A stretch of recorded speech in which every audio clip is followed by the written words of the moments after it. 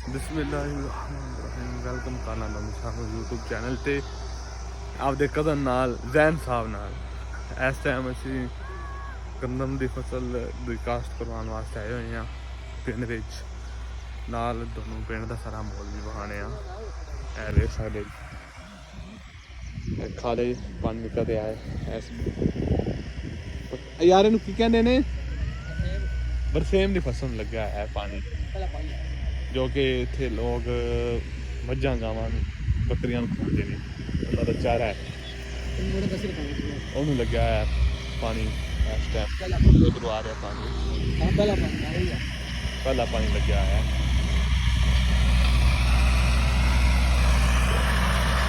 कि कनक भी है पहले गंदम खास हो रही है आलू लगी हुई है इस टाइम गंदम की फसल में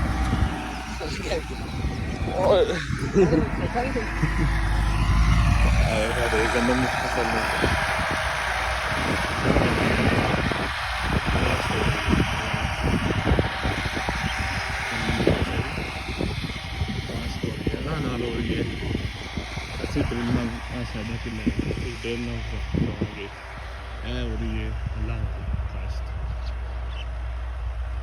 एवं नल्ला ना हो रही है ना हल चल रही है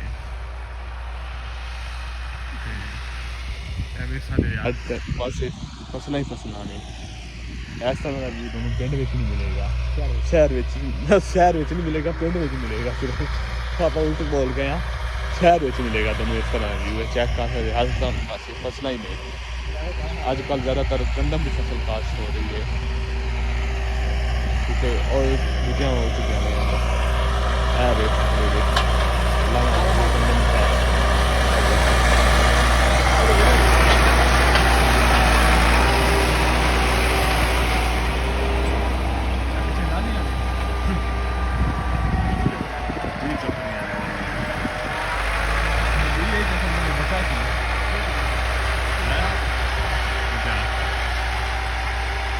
सही है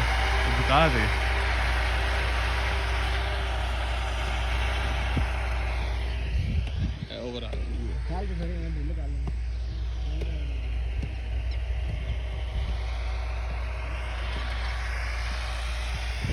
दरख्त सी डिग पिया है जिहदी वजह तो केले भी हो सकता है ना पक्कन केले ने कच्चे वेख सकते जी कच्चे केले पक्के तो खाधे हुए जी तुम कच्चे बहाने असी एवं दरख्त केलियां दा अद्धा जख्मी होया वा दरख्त टुट गया था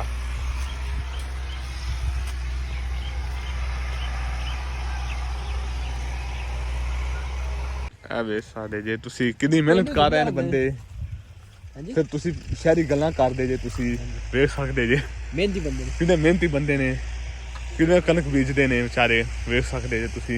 फिर तुसी आए सानू रेट आ लभ्या तुसी चेक कर सकदे जे कितनी मेहनत है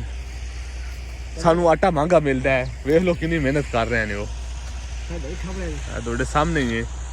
ये बंदे सुबह दे आए हुए हैं इस टाइम दोपहर टाइम लगे हुए हैं अजे तक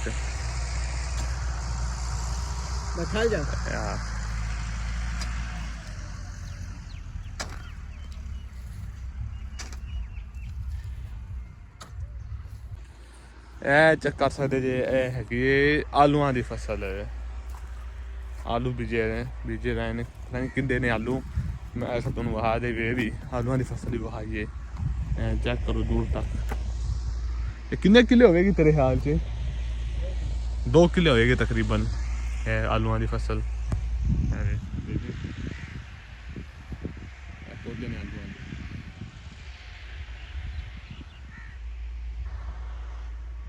तुम केले खाए सन रहे हूँ अस तुम खा रहे हैं ते लगे हुए केले है